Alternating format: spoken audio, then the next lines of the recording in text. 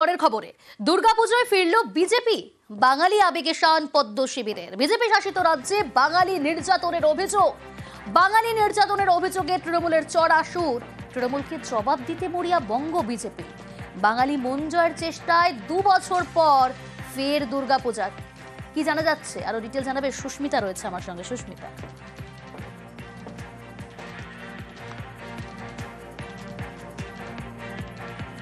বাঙালি মন জয়ের চেষ্টায় 2 বছর পর ফের দুর্গাপুজোয় ফিরল বিজেপি। বাঙালি আবেগে শান পদ্ম শিবিরের। বিজেপি শাসিত রাজ্যে বাঙালি নির্যাতনের অভিযোগে তৃণমূল কংগ্রেসের চড়া সুর। আর তৃণমূলকে জবাব দিতে মরিয়া বঙ্গ বিজেপি। বাঙালি মন জয়ের চেষ্টায় 2 বছর পর ফের দুর্গাপুজো।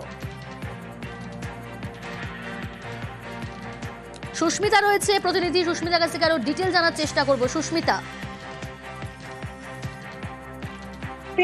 বঙ্গ বিজেপির তরফ থেকে কি কর্মসূচি নেওয়া হচ্ছে? দেখো, বঙ্গ বিজেপির তরফ থেকে আবারও একবার দুর্গাপুজোকে সামনে রেখে দুর্গোৎসব পালনের ডাক দেওয়া হয়েছে। এবং সাম্প্রতিক অতীতে আমরা দেখেছি পশ্চিমবঙ্গের জন্য বাঙালি অস্মিতার দিকে ঝুঁকতে বিজেপিকে।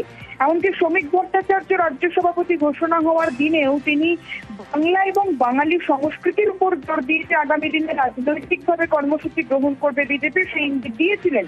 এমনকি বিজেপির রাজ্য সভাপতির যে সংবর্ধনা মঞ্চ, সেখানে রামচন্দ্রের বদলে কালীঘাট মন্দিরের বিগ্রহের ছবি দেখা গিয়েছিল। বিজেপির মুখে, বিজেপির কেন্দ্রীয় নেতাদের মুখে জয় মা কালী, জয় মা দুর্গা স্লোগান দেখা দিয়েছে। এবং সেই আবহেই এবার বিজেপির 2020 সালে প্রথম ইজেটসিতে দুর্গাপুজো হয় এবং তার পরবর্তীতে 2020, 2021, 2022 এই 3 বছর দুর্গাপুজো হয়েছিল। কিন্তু 2021-এ বিধানসভা ভোটে প্রত্যাশিত ফল না পাওয়ার কারণে সেই পুজোর আয়োজনে বেশ কিছুটা ভাটা পড়ে। পরপর 3 বছর পুজো করতেই হবে, সে কারণে 2022-এই পুজো সীমিত পরিসরে হয়ে বন্ধ হয়ে যায়। 2023, 2024 পুজো বন্ধ ছিল। 2025 অর্থাৎ এবছর আবারও একবার দুর্গাপুজোর আয়োজন করা হচ্ছে ইজেটসিতে।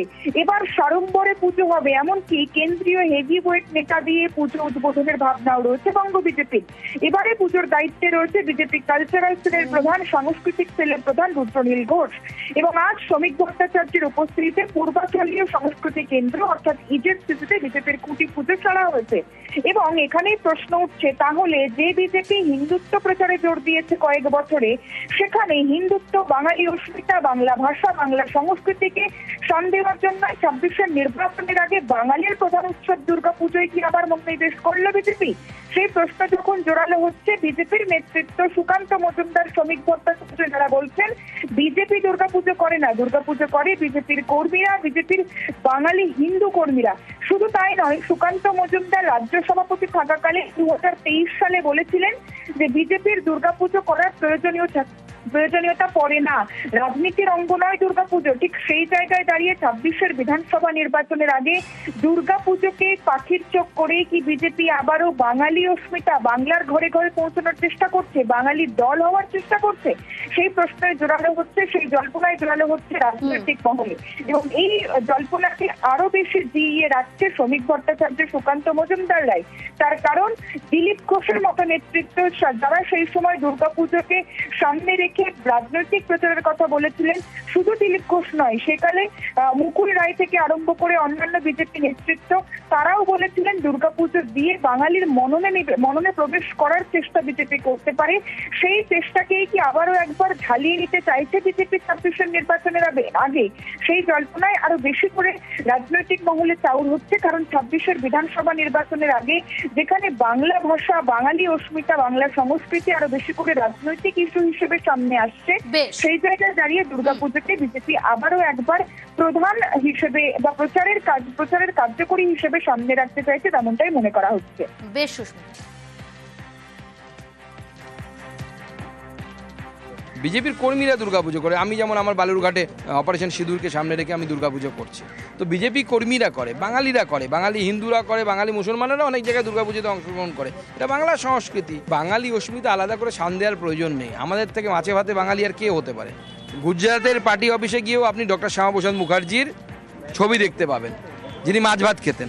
তো এর থেকে বড় কি হয়? বিহারের উপমুখ্যমন্ত্রীর 2 এপিক নম্বর। এসআইআর বিতর্কের মধ্যেই বিস্ফোরক অভিযোগ তেজস্বীর। দুই বিধানসভা কেন্দ্রের ভোটার কার্ড উপমুখ্যমন্ত্রী। দুই এপিকে বিহারের উপমুখ্যমন্ত্রীর দুরকম বয়স। ভোটার তালিকা দেখিয়ে দাবি তেজস্বী যাদবের। কমিশনকেও জালিয়াতি কটাক্ষ আরজেডি নেতা।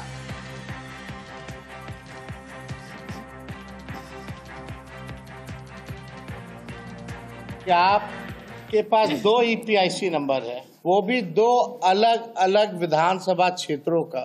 एक में एज है 57 और एक में एज है 60। ये ऑनलाइन भी इलेक्शन कमीशन के एप्लीकेशन पर है। जो वोटर लिस्ट जो नया मिला है, जो सभी पार्टियों को, जिला अध्यक्षों को दी गई है, ये उस सूची में भी है, दोनों अलग अलग विधानसभा क्षेत्रों में। कौन फर्जीवाड़ा कर रहा है, कौन नहीं कर रहा है, ये जो है लोगों को पता होना चाहिए। और ये प्रधानमंत्री जी के खासम खास बिहार के उप मुख्यमंत्री विजय कुमार सिन्हा जी है। या तो चुनाव आयोग की SIR की पूरी प्रक्रिया ही फर्जीवाड़ा है, या तो बिहार का मुख्यमंत्री फर्जीवाड़ा है।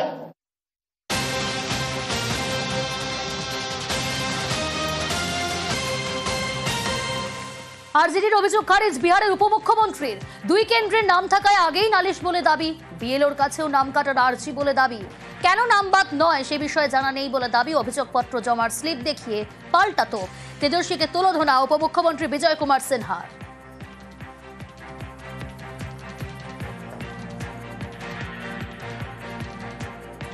24 में हमने लखीसराय में नाम जुर्माने का फॉर्म भरा और विलोपित का फॉर्म उसी समय भरा गया जिसका ये कागज है। किसी कारण से नाम नहीं हटा। फिर जब प्रारूप प्रकाशन हुआ तो हमारे परिवार के लोग बताए कि आपका नाम यहाँ भी है, तो हमने बीएलओ को बुला करके स्वयं फॉर्म भर करके उनसे रिसीविंग भी लिया है।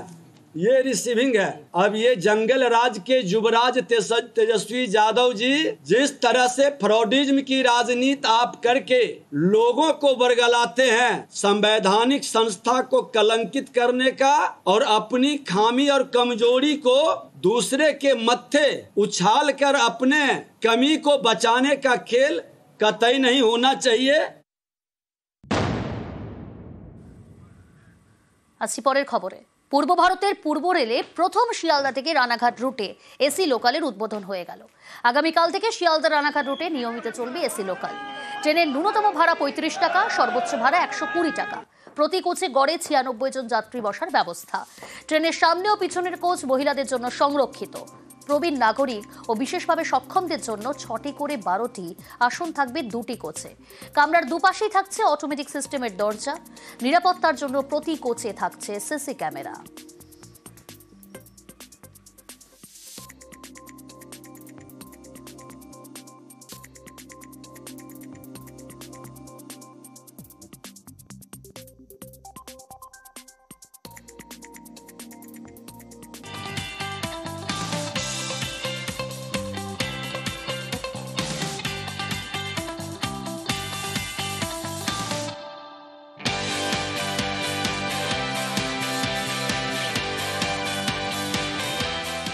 আঠারোশো সালে শিয়ালদা থেকে ছুটেছিল লোকাল ট্রেন।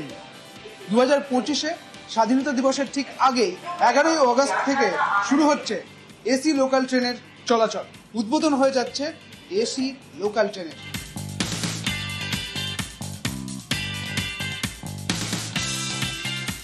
এসি তো রয়েছে, সেই সঙ্গে একেবারে মেট্রোর মতো ব্যবস্থা, অর্থাৎ চালক বা গার্ডের সঙ্গে সরাসরি কোনো অসুবিধে হলে যাত্রীরা যোগাযোগ করতে পারে। সুইচ দেওয়ার পর সরাসরি কথা বলতে পারা যাবে চালক বা গার্ডের সঙ্গে। একটা ট্রেন চলবে শিয়ালদা থেকে রানাঘাট। প্রথমত সকালে রানাঘাট থেকে শিয়ালদা আসবে, তারপর ঠিক সন্ধ্যেবেলা শিয়ালদা থেকে রানাঘাট যাবে এই এসি লোকাল ট্রেন। খুবই ভালো হলো এসি ট্রেনটা পেয়ে, গরমের থেকে একটু হয়তো রেহাই পাবো। আশা করি সুবিধা হবে।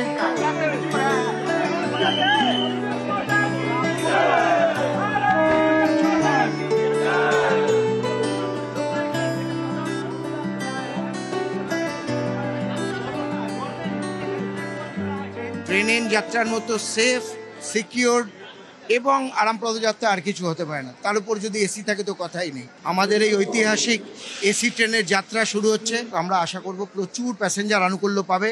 অকুপেন্সি থেকে আমরা আরও অনেক ট্রেন বাড়াবো আগামী দিনে।